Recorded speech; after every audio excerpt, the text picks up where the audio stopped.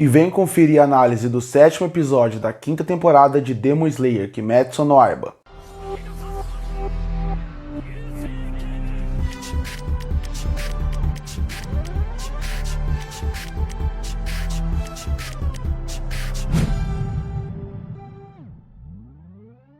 E chegamos no penúltimo episódio da 5ª temporada de Demon Slayer Kimetsu no Yaiba. Porque para quem não sabe, essa temporada vai ser um pouco mais curta, porque esse arco do treinamento dos Hashiras é mais curto no mangá. E por causa disso, resolveram fazer, em vez de 12 episódios, como normalmente acontece por temporada, resolveram fazer apenas 8. Então, esse é o penúltimo episódio e na semana que vem sai o último. E depois da análise do episódio 8, eu vou trazer uma crítica geral da temporada. E por causa disso, os dois últimos episódios, por serem especiais, vão ter um pouco de tempo a mais. Esse episódio, que normalmente tem 23 minutos, aqui subiu para 31 e o próximo vai ter quase 1 hora. Então, realmente eles estão se preparando para o final do arco. E esse episódio, ele começa da mesma forma como o último terminou, com o Tanjiro conseguindo finalmente mover a rocha. E depois que ele move a rocha, as pessoas que estão ali na sua volta ficam impressionadas e com isso motiva mais o Inozuki a também tentar mover a rocha. E depois, realmente, dele ter um esforço a mais, uma motivação a mais, ele acaba conseguindo mover a rocha também. E nessa obra só sobra o Zenitsu, que ele fala que ele não vai conseguir, tem toda aquela piada em cima do personagem de ser muito negativo. Só que o que ele não tinha reparado é que do lado dele tinha um passarinho, e esse passarinho, ele é um pombo-correio, vamos dizer assim. Ele vai levar uma carta para ele. O passarinho começa o episódio voando e chegando lá. Logo depois, o Zenitsu, ele acaba lendo a carta e a gente vai para sua abertura. Quando volta da abertura, o Tanjiro está completamente desidratado porque ele fez muito esforço para conseguir mexer a rocha. E nessa hora aparece o Hashira da rocha e ele vai conversar com o Tanjiro, algo que ainda não aconteceu. Desde que o Tanjiro começou o treinamento, o Hashira não conversou com ele, porque o treinamento desse Hashira é diferente dos outros. Ele não conversa com os alunos, ele dá poucas orientações, ele só fala o que o cara tem que fazer e o lutador, no caso o exterminador, vai ter que fazer com o que ele tem de informação. E a gente vai entender por que o Hashira da rocha é assim mais pra frente.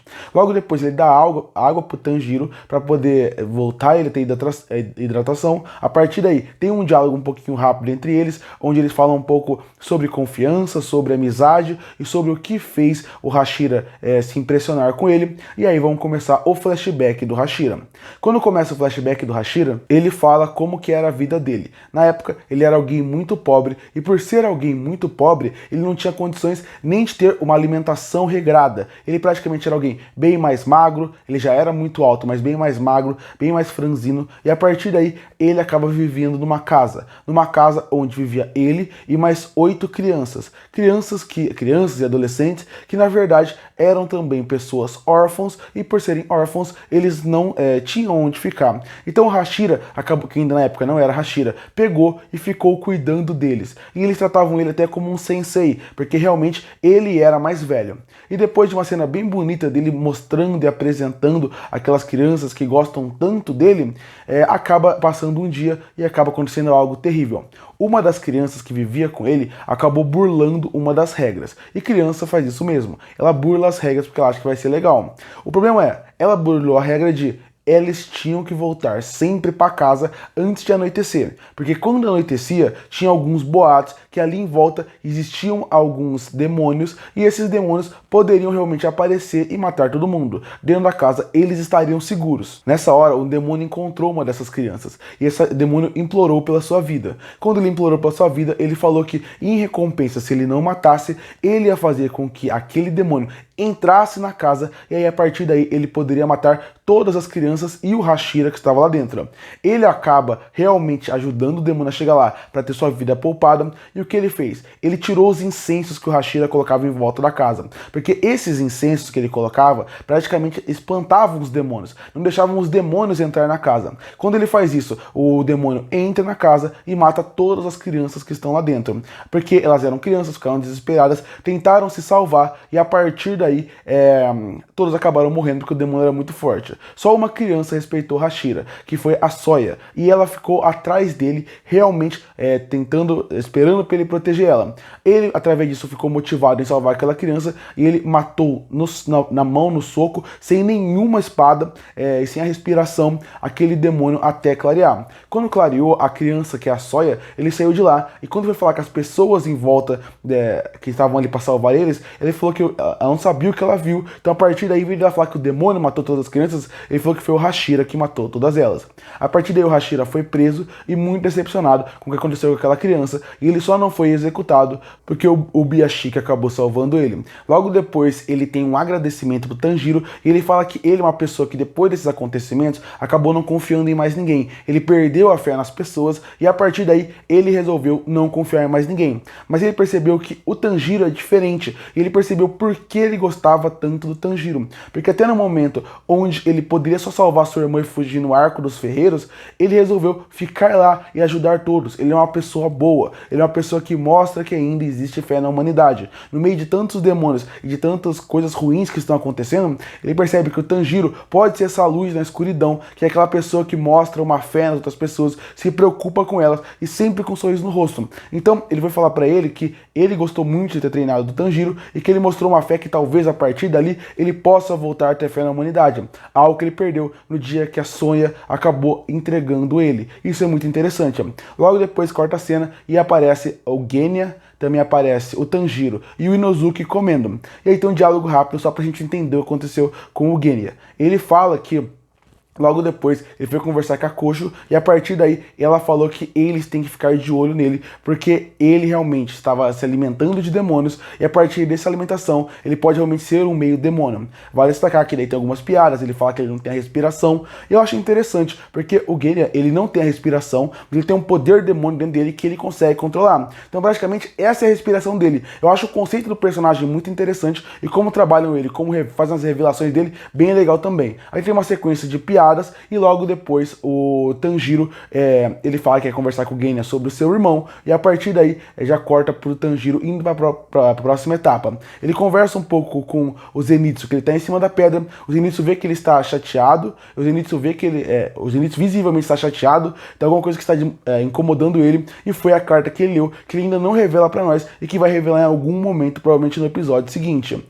E logo depois ele continua andando até que o Tanjiro chega num lugar e está tendo uma luta entre os Hashira, e eles estão treinando junto, que é o Hashira do vento e o Hashira da água. Mais uma luta muito legal, muito bem animada e muito bem feita. O Tanjiro acaba chegando no meio do caminho e conversando, o Hashira do vento não gosta dele, eles acabam brigando e o Tanjiro acaba desmaiando. Quando ele acorda, ele conversa com o Gil, que é o Hashira da água, tem uma piada rápida envolvendo alguns bolinhos, e logo depois já corta para uma próxima sequência, que seria o Hashira do vento, bravo pelo que aconteceu, descendo as escadas, porque além do Tanjiro ter incomodado ele, tanto os outros Hashiras que prometeram que iam treinar com ele não apareceram no treinamento, nem o Tokito, nem o Iguru. Mas quando ele está descendo, ele percebe que algo está chegando perto, ele acaba pegando na mão, e quando ele vê, é um olho, que é o olho da lua superior número 4. Quando ele vê isso, ele percebe que aquilo é feito de um demônio, ele percebe que eles foram infiltrados, e logo depois ele vai correr para algum lugar para avisar as pessoas que isso aconteceu. E logo depois chegamos na última sequência do episódio, onde aparece o Muzan indo conversar com o Biashiki, onde ele realmente tem uma sequência muito legal, onde ele aparece na névoa, muito bem animado, tem um encerramento, e para quem pulou, para quem larga o episódio depois, quando começa o encerramento, tem uma cena que continua, onde tem toda a entrada do Muzan, ele e o Biashiki conversam um pouquinho sobre como um tá mal, e aí acaba o episódio, e no próximo vai ter esse encontro. No fim, foi um episódio legal, interessante, com bons argumentos e com bons momentos, mas eu acho que essa temporada vive muito disso. São episódios medianos para bons, que vivem de bons momentos, como por exemplo, gostei do flashback do Hashira da Rocha. Acho que é interessante esse conceito de ele voltar à fé na humanidade. Isso eu acho interessante. O flashback em si é meio repetitivo, como de todos os outros Hashira. Gosto muito de ver os Hashira lutando, muito bem animado, muito bem feito. Toda a sequência final, que vai do Hashira do vento até o final do episódio, também é muito bem animado. Mas eu acho que o episódio vive de momentos.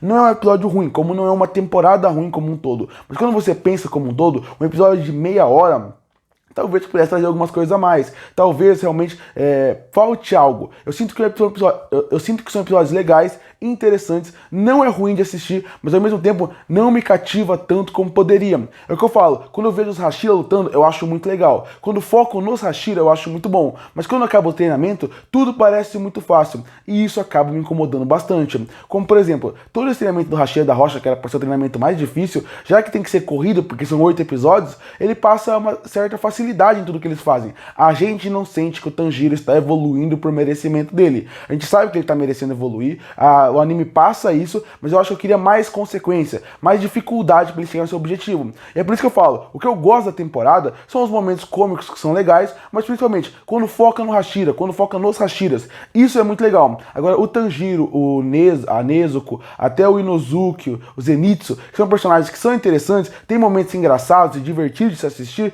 eles fazem o episódio ser mediano, porque o anime não dá dificuldade para eles passarem no treinamento. Então, no fim, o treinamento em si dos Hashira não é tão empolgante. O que vem com eles, que é conhecer mais dos Hashiras, ter boas sequências animadas, isso vale a pena. É mais um episódio bom, mas que talvez, quando pense na série como um todo, não seja tão marcante como ele poderia ser. Curte para fortalecer o canal, se inscreve para não perder os próximos vídeos. E aí, o que você espera do final da temporada de Demon Slayer? Você gostou desse episódio? Comenta aqui embaixo. Eu volto no próximo vídeo.